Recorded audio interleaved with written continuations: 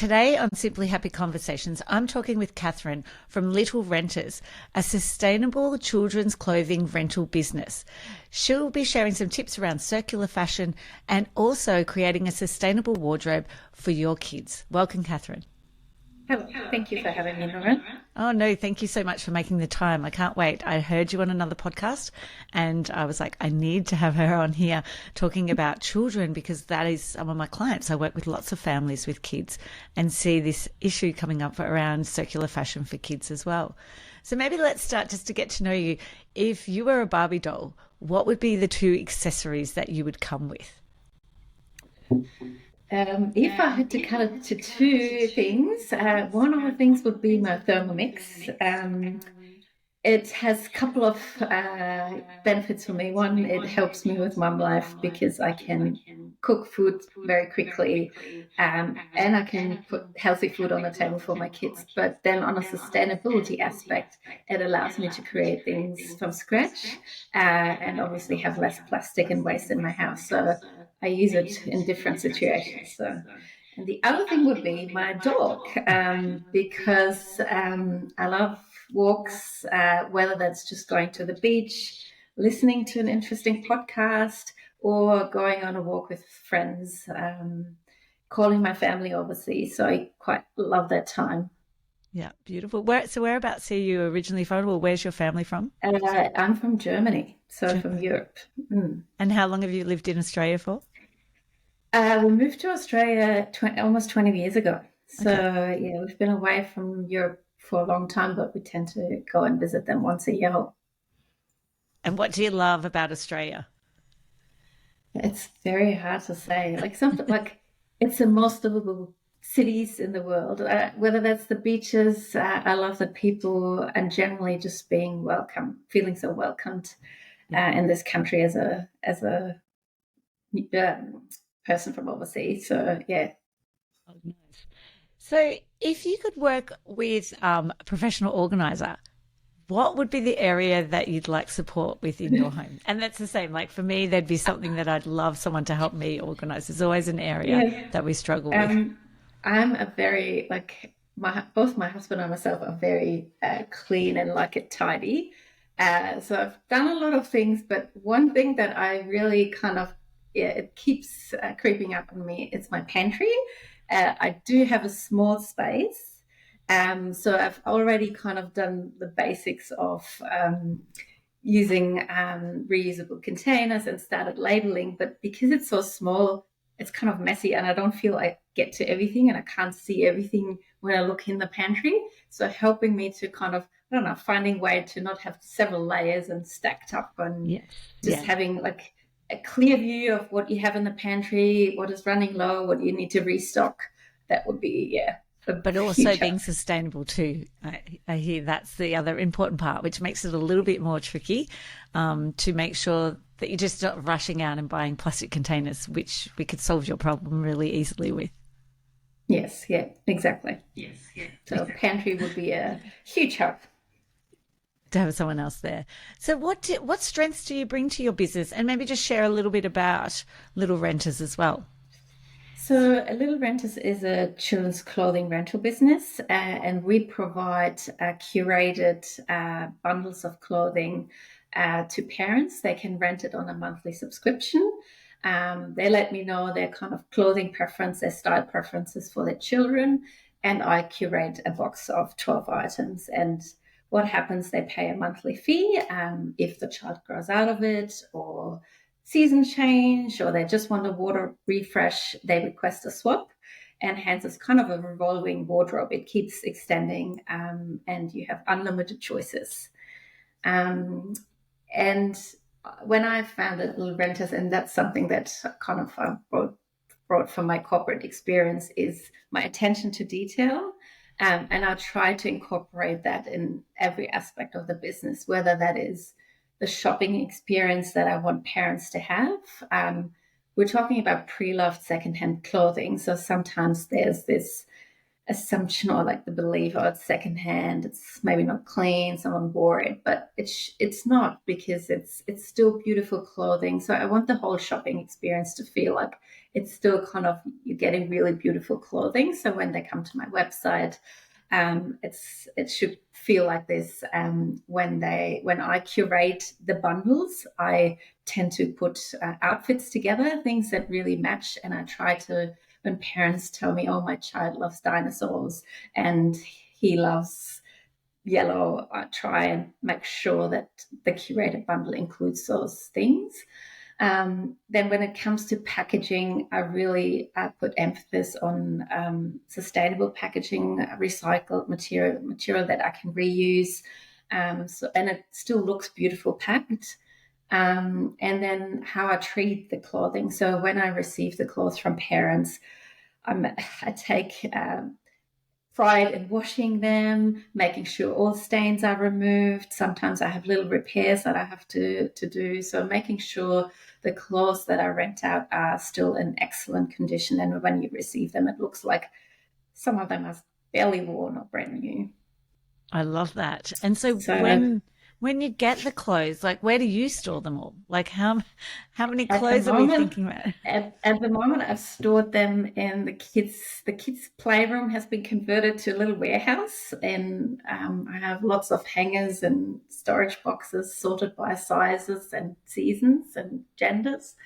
But eventually, yeah, might have to find a little warehouse to store all of that. But for now, it's kind of a separate room. Yeah. Oh, wow. Yeah, and And so if someone said, "Oh, look, I really need, say, a little girl, I need lots more leggings and she doesn't wear dresses and she actually has lots of t-shirts at the moment, but we need jumpers." Like, is that what you'll also work exactly. to that detail? Yes, I work to that detail. Yes. Oh, that's amazing. Yeah, yes. That, So sometimes people just say, like, just surprise me. I have yep. some dads who like, yeah, I have two girls, and sometimes they like to color match, and I try to find something that they can twinning. Yep. But some people are very specific. They want certain brands, they want certain prints and styles, and they might want some warmer clothes or just some pants as well. So I try to accommodate that when I curate the bundle that I send to the parents. Yeah. And so the people then say, "This is what I want," and you send it out and they keep it for as long as they need it Correct. Yes, and they then keep send it it. as long as they need it. That can be a couple of months until the next growth spurt comes, and then they might say, "Look, well, like season has changed. Suddenly it's colder. We need to switch from summer to winter clothing. Can we have a swap?" Sometimes certain brands have smaller size, so they might grow out of, sometimes a child might not like a certain item. I had that situation as well, so they want to just swap out one or two items. That's possible as well. Oh, that is, so you can send back a couple of them but keep the Yes. rest. Okay. Yes, correct. Oh, Yeah, wow. This is like, yeah, down to the absolute detail. detail. Isn't it? It's Yeah, yeah. amazing. So It's, I spend a lot of time doing that. Yeah. So, but I think again, when parents open the box, they should look at the clothing and everything matches and is what they're looking for. And so far, yeah, everyone loved what they received. So, that's amazing. And so um, what sort of clothes though? Are there certain brands that you can be, um, So yes, there's a list of accepted brands, and it tends to be the brands that are more sustainable and use more durable material. Because of that, the clothing lasts longer. And I don't know, I've had situations where 5, 6 families can use the same item, right? So hence the better the material, the longer the life of the garment is. So there's a list of accepted brands on my website, and yeah. that's so good. And what about then? So, yeah, talk about the actual exchange of money in it, because I could send some clothes to you and you will then, like, you're not buying them off me. I'm like the Yeah. renter, aren't I? Well, there's two sides So, of this business. So one is parents do a clean out closet. So parents who have kids who outgrown their clothing and they want to make sure that the clothes get another life out of it or multiple lives out of it. They send me the clothing. I take them into my inventory and I manage that inventory. And every time this individual item is rented out, they earn a revenue share of the rental. So I know who owns which item, and they can see how long the item has been shared with other families. So you could either earn some money, but then on the flip side, as you said, you could also rent the next size up. So I have parents who have given me their outgrown clothing, but then renting the next sizes up. That's So really it's that's really a good. true circular community, I would say. Yeah. So Yeah. that is the circular fashion. Do you want to talk about circular fashion then? Yeah, so I guess the circular fashion, or the actual, if we step back, the consumption models that we've been using for the past are very linear, right? You take something, you make something, you use it and wear it, and then you dispose of it. And I think when I read some of those statistics about every second one truckload of clothing is ending up in landfill or being burned, and that fashion, depending on which stats you're looking at, but up to 10% of the world's CO2 emissions come from the textile industry. So they are daunting numbers. And I think that's where the circular fashion movement and circular economies come in to kind of flip that linear model into a circular model. So what that means is looking at materials that are renewable or recycled. So using materials like cotton or hemp that can be renewed, and they have minimal footprint when they're produced. Designing durable items. So I know certain brands, because they have durable materials, they last a lot longer. And then using the clothing for much longer. So whether that is repairing it, taking special care of it, upcycling it, renting it, reselling it, swapping it, just keeping these clothing in circulation for much longer. And then when they're actually end of life, finding ways to actually recycle and repurpose. So there's a lot of companies who've started focusing on that part of recycling the garments and upcycling garments when they're actually end of life. So that's kind of taking the circle of circular fashion. Yeah. Yeah, yeah, and it is that end of life, isn't it? I don't know if you've seen that apparel here in Australia and how they're doing their bit, which is Yes. fantastic. So they are literally 500 meters down the road from Oh, me. really? And so when the clothes from Little Renters are truly end of life, Yep. that's where I take my clothing. Oh, that's great. And I've Yeah. seen it So seems to be all around, in particular Victoria, all these companies are recycling their uniforms and their sporting uniforms and stuff, which is great to see, awareness rising around this circular fashion and the things that we can do to support, especially, yeah, when you hear of the statistics of all the garments going into landfill. yeah, It's just, yeah, just, exactly. yeah, well, horrifying, isn't Especially it? with kids, I guess. I think with adults, sometimes you have, like, you wear them a lot longer. You're not growing out of Yes. them. With kids, sometimes within weeks and months, you might need a new size. Like, even with my kids who are a little bit older, they still every season, they need, the pants are too short, or I don't know, sleeves are too short. So you're in this constant cycle. So, Yes, definitely. I've got a child who's 12 going through sort of puberty, and I was like, he's already grown out of term one's clothes from school uniforms. I'm like, oh my gosh, this it feels like we're back in, the 2 and 3 year olds when they were just going through clothes so quickly. yeah, yeah. So, what are your tips then around helping to create a sustainable wardrobe for kids? So I think as a parent, when like looking at what kind of clothing you buy, like what brands, and I definitely learned, like, sometimes you're like, okay, it's childcare clothing, you don't want to spend that much money. But when it's about items that you get away out of it, being comfortable to spend a little bit more money, but they'll last longer, they might not just last for your first child, but they might last through your second or third, and maybe you can pass it on to a family member or a friend. So I know that if you spend a little bit of the higher end or the good quality brands, when you sell them on marketplaces or on markets, or you get some money back as well. So I think it justifies spending a little bit more, but you also know that they last longer. But then what I've learned, so also the other thing is I have a boy and a girl.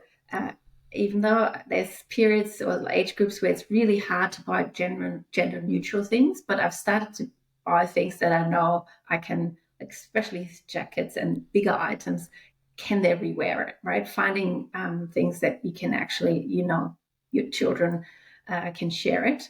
And then something I learned especially through Little Renters, like how to take care of items, how to refurbish them, make them look nice again, get rid of stains.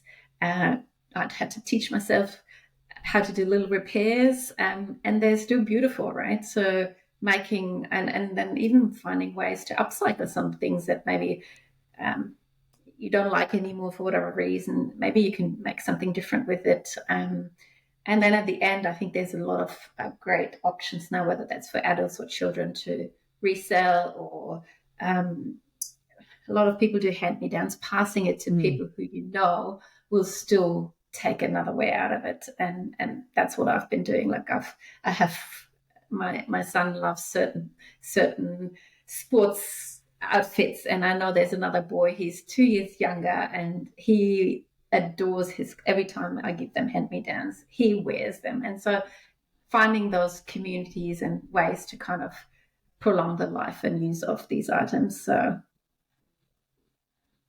yeah, that's a good one. Finding someone who's got kids that a couple of years younger, or, 2 sizes smaller, to pass them on to, who probably really appreciate, those items being sent to you. I wanted to just jump back. So what's one of your tips around getting rid of stains? Have you got a particular product you use? Or I have. Sometimes when they're really like, sometimes I have to go twice or 3 times and really clean it. But usually, just water, a stain remover. I have a couple of products. I use a zero core laundry detergent because I love the company. It's plastic free, but also it cleans well and it's good for sensitive skin. I love the smell. So then I use the sun sometimes when it's on lighter material and there's marks I can't get out. Like I put the clothing up in the sun, fresh air makes the smell really stand out. And like just brushing it and then washing it. So kids obviously have a lot. I find little kids, there's a lot of milk stains or breastfeeding stains around here. There's certain areas that always offer food, and then come markers and art and craft stains. So yeah, there's I think in most cases I've been able to have successfully cleaned the stains, but sometimes it takes 2 or 3 goes at it to really, really make it look almost new. Yeah. I found this new product recently. It's called the Laundry Sneaker, and it has been fantastic. I'm actually really impressed how much that has got out of some of our stains, especially oil stains. I use it for my sneakers. Oh, you use it for your sneakers? I have it as well. Yeah. It's great, isn't it? Yeah. I don't know. Obviously, the internet served that one up to me, and I was like, oh, this is amazing. This is actually really good, and it's a local brand as well. So yeah, I'll definitely put that link in for people who want to try it out and check out what they think of it. So if the listeners wanted to connect with you around like either passing on their clothes or even looking at renting clothes from you, how can they find you? Well, they can follow us on Instagram. It's little_renters. There's also our website is littlerenters.com. There's an option to sign up to our Little Renters Club or community, and you keep we won't bombard everyone with emails, but there's some useful information about how to be more sustainable. There's also a discount code, and then on the website you can find any information about selling, so the wardrobe cleanouts, how to rent, but also there's an option for gift cards. So for those people who have older kids or aunties, grandparents, or if you want to gift to a new parent, that's a great way. Instead of just buying one clothing item, why don't you give them 3 months of a wardrobe, which great. they can choose whenever they're ready and whenever they need the right size. So, yeah. So what is like for the 12 items? What are people looking at? How much are they looking at paying for So 12 items? the 12 items are $50 a month. That includes unlimited swaps, free shipping. They can cancel anytime. So there's no commitment fee. Yeah. That's amazing. That is so affordable when, that's 12 items. That's great. Yeah. And you know Yes. that the items are going to last as well. Yes. And you're Definitely. giving them that attention to detail as well, which I think is beautiful. Well, thank you so much, Kathrin, for your time and for sharing with us.